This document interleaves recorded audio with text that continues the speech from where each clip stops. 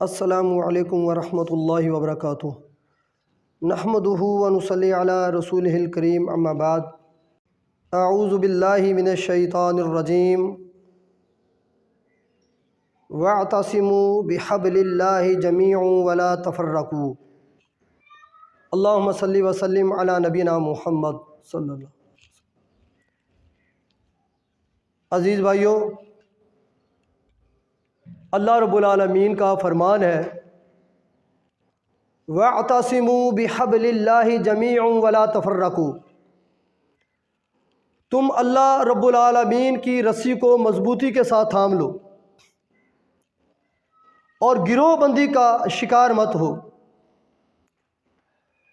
اللہ کی رسی دین اسلام، جیسے اللہ فرماتا ہے یا ایھا الذین آمنوا ادخلوا فی السلم کافہ، یہاں بھی تمام اہل ایمان کو حکم ہے کہ سارے کے سارے اسلام کے اندر داخل ہو جاؤ اور پورے کے پورے اسلام میں داخل ہو جاؤ۔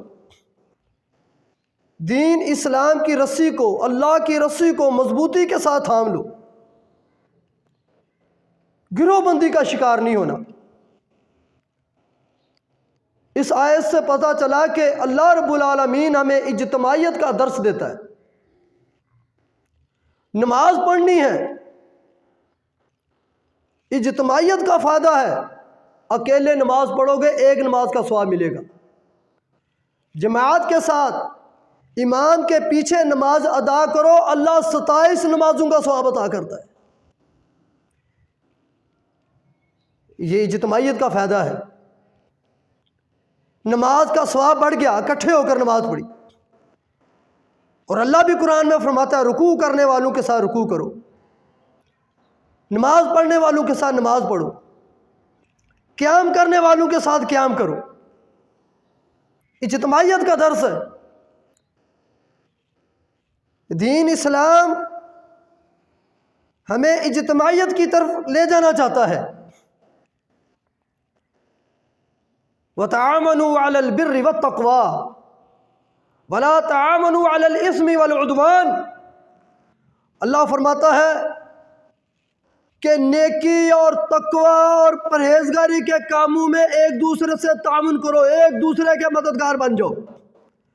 نیکی کا کام ہے، اللہ رب العالمین کی رضامندی کا کام ہے۔ ایک دوسرے کے معاون بن جاؤ، مددگار بن جاؤ، ایک دوسرے کے ساتھی بن جاؤ۔ وَلَا تَعَاوَنُوا عَلَى الْإِثْمِ وَالْعُدْوَانِ۔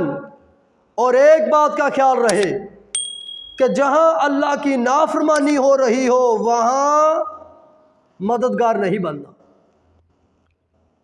وہاں کیا کرنا ہے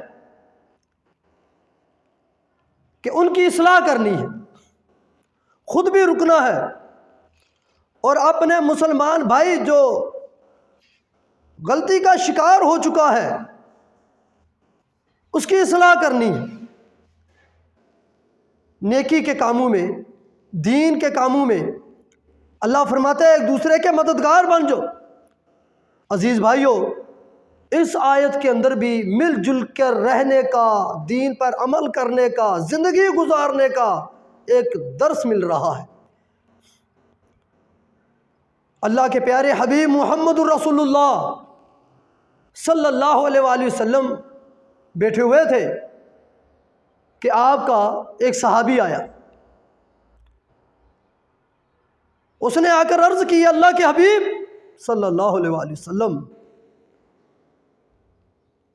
ایک عرض ہے، گھر میں کھانا پکتا ہے، ہم کھانا کھاتے ہیں لیکن سیر نہیں ہوتے، اطمینان نہیں ملتا، ایسا محسوس ہوتا ہے جیسے بے برکتی اس کی ہے۔ آپ سے مشورہ کرنے کے لیے آئے ہیں۔ تو اللہ کے پیارے حبیب محمد الرسول اللہ صلی اللہ علیہ وآلہ وسلم نے ان سے سوال کیا، میرے بھائی آپ کہیں کھانا الگ الگ تو نہیں کھاتے؟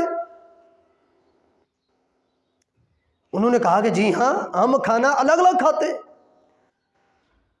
کوئی کسی کونے میں کھا رہا ہے، کوئی کس جگہ کھا رہا ہے، کوئی کہاں کھا رہا ہے، کوئی کہاں کھا رہا، الگ الگ کھاتے۔ تو اللہ کے پیارے حبیب محمد رسول اللہ صلی اللہ علیہ وسلم نے فرمایا میرے بھائی الگ الگ کھانے کی وجہ سے تمہیں جو برکت ہے یا سکون اور تمہاری جو طمع ہے وہ پوری نہیں ہو رہی۔ تم الگ الگ کھاتے، مل جل کر کھایا کرو، اکٹھے بیٹھ کر کھایا کرو، ایک دسترخوان پر کھایا کرو، مل کر کھایا کرو۔ میرے بھائیوں آپ اندازہ کریں کہ گھر میں کھانا کھانا ہے اور دین کیا کہہ رہا ہے، اللہ کے پیارے رسول صلی اللہ علیہ وسلم کی تعلیم کیا ہے کہ مل کر کھاؤ، مل جل کر کھاؤ۔ تو آپ سمجھتے جائیں کہ دین اسلام کا پھر تقاضا کیا ہے کہ مل جل جاؤ، اجتماعیت کا درس ہے۔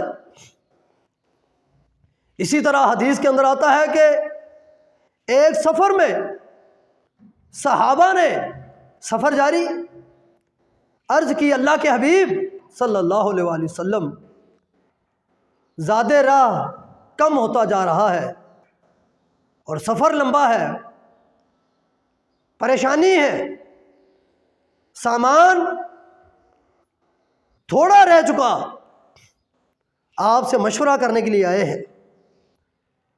اللہ کے حبیب محمد رسول اللہ صلی اللہ علیہ وسلم نے صحابہ کو ایک حکم دیا، اے میرے صحابہ رضوان اللہ علیہم اجمعین، ایک بہت بڑی چادر بچھا دی جائے اور جس کے پاس جو کچھ ہے وہ لے آئے۔ کسی کے پاس اجوا کھجوریں تھی وہ لے آیا، کسی کے پاس جو تھے وہ لے آیا، الغرض جس کے پاس جو کچھ تھا سارے لے آئے اور ایک جگہ پہ ڈھیر لگا دیا۔ ایک جگہ سامان جمع ہو چکا۔ اللہ کے پیارے حبیب محمد رسول اللہ صلی اللہ علیہ وسلم نے فرمایا کہ اب اٹھاؤ، اب لو۔ سب نے لیا، سب نے اٹھایا،